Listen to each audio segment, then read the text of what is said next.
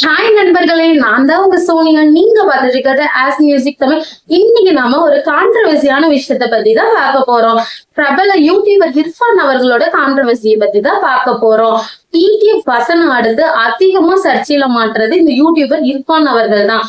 நேத்து ரம்ஜான் அதுமா அவரும் அவரோட மனைவியும் கார்ல போய் இல்லாத மக்களுக்கு பணம், உணவு, உடை இதெல்லாம் கொடுத்திருக்காங்க. அப்போ ஒரு இடத்துல 4 பேர் மொத்தமா ஓடி வந்து காருக்குள்ள கைவிட்டு நமக்கு பொருள் கிடைக்காம போயிடுமோ அப்படின்னு சொல்லி கார்ல கைவிட்டு கேட்டிருக்காங்க. அப்ப இர்ஃபான் அவர்கள் இப்படி அசிங்கமா பண்ணாதீங்க, உங்களுக்கு கொடுக்கதானே வந்திருக்கேன் அப்படின்னு சொல்லி கார்ல இருந்து கையை எடுங்க அப்படின்னு சொல்லியிருக்காங்க. அது மட்டும் இல்ல, தள்ளி வந்ததுக்கு அப்புறம் இவங்களுக்கு உதவி பண்ணலாம்னு வந்தா நமக்கே இப்படி ஆகுது அப்படின்னு சொல்லிட்டு நக்கலா பாடலும் வச்சிருக்காங்க.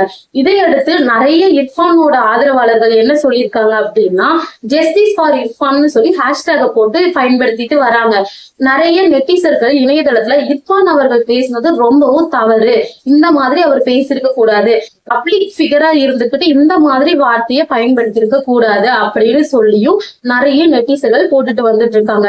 இதையடுத்து விஜய் பார்வதி அவர்கள் என்ன சொல்லியிருக்காங்க அப்படின்னா, ரத்தன் டாடா அவர்கள் வந்து அவர் சம்பாதிச்ச மேஜர் அமௌண்ட்டை வந்து இல்லாதவங்களுக்கு தான் கொடுத்திருக்காங்க. ஆனா அவருக்கு எந்த இடத்துலயுமே சொல்ல கிடையாது.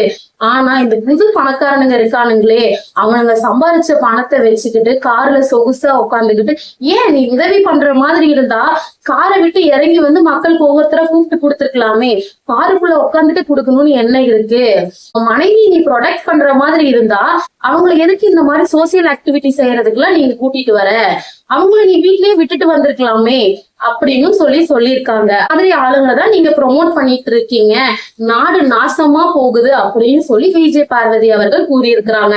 நீங்க விஜய் பார்வதி அவர்கள் கூறினது சரியா தவறான மறக்காம கமெண்ட் செக்ஷன்ல சொல்லுங்க.